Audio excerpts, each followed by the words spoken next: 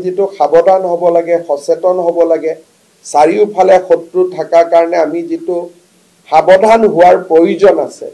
সেই সাবধানতাটো আমি কমাই আনি আছো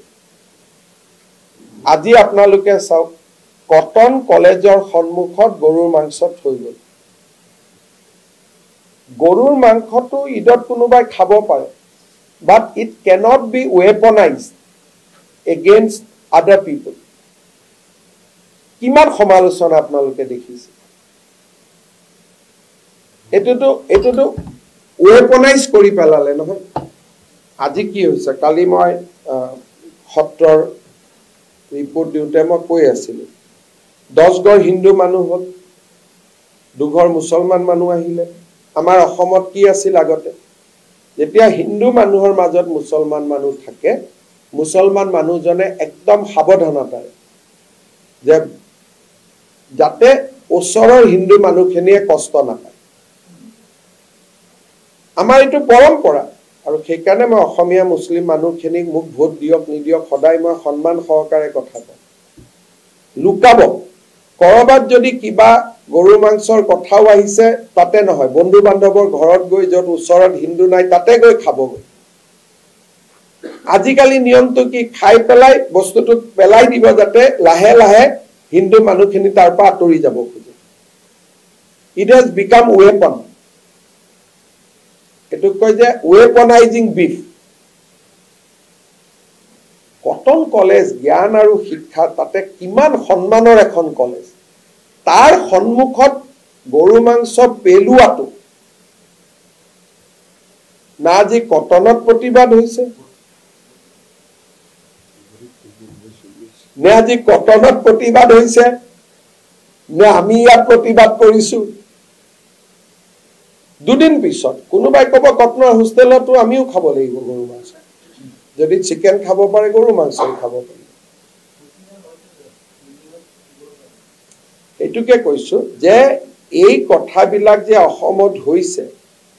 ইয়াক প্ৰতিবাদ কৰিব পৰা স্পষ্টভাৱে কোৱা মানুহৰ সংখ্যা কমি আহি আছে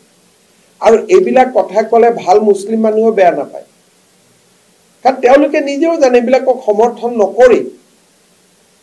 যি কেজনে কৰে ফেসবুকত কবাৰ গৰু মাংস লৈ ফটো তোলা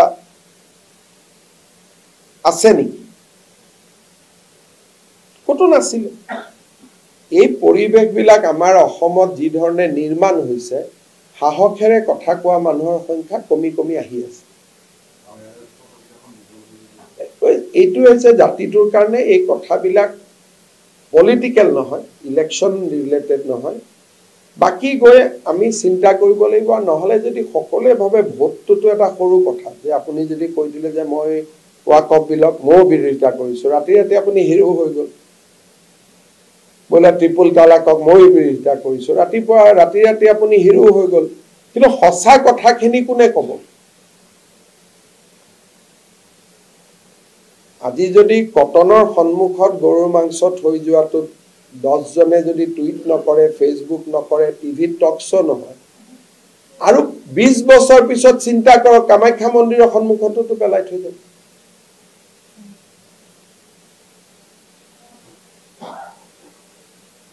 এই কথাবিলাকৰ কাৰণে অকল মুখ্যমন্ত্ৰীজন নহয় আৰু মই একদম বিশ্বাস কৰো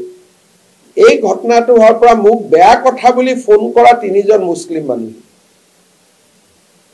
মোক মাত্ৰ 3 জন মুছলিম মানুহে ফোন কৰিছে যেটো বৰ বেয়া লাগিলে এটো হ'ব না লাগিছিল এই কটনৰ ঘটনাটো বাকি ধুবুৰী হুজাই মইটো বাদ দিছো যে এখিনি বাৰু তাত মেজৰিটি মাইনৰিটি বেলেগ কথা কিন্তু কটনৰ দৰে পবিত্ৰ শিক্ষানুষ্ঠান এখনটো কতো নাই আৰু ঘটনাটো বেয়া বুলি মোক ফোন কৰা 3 জনো কিন্তু মুছলিম মানুহ আমাৰ অসমীয়া মুছলিম মানুহে মোক ফোন কৰিছে আৰু এজন এমএলএ ফোন কৰিছে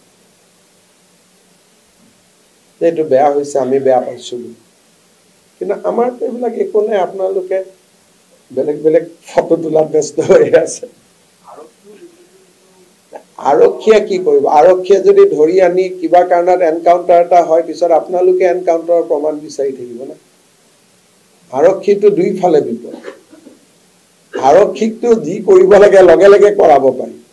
কিন্তু এনকাউন্টাৰ হলে আৰক্ষী দুখী হৈ যায় আৰে এনকাউন্টাৰ মানে কি মোক মাৰিছিল কাৰণে মই মাৰিলো কিন্তু সেইটোৰ ওপৰতো আপোনালোকে ভাবক এনকাউন্টাৰৰ কেছত সুপ্ৰিম কোৰ্টে ক'লে যে আমাৰ ইয়াত নহব যি আছে হিউম্যান ৰাইটস কমিশনত যাওক যেতিয়া ইয়াত চলি আছিল এনকাউন্টাৰ বিপদত পৰিব অসম চৰকাৰ এনেকুৱা হেডলাইন কেইটা হৈছে বিপদ মুক্ত হোৱাৰ পিছত কেইটা হেডলাইন হৈছে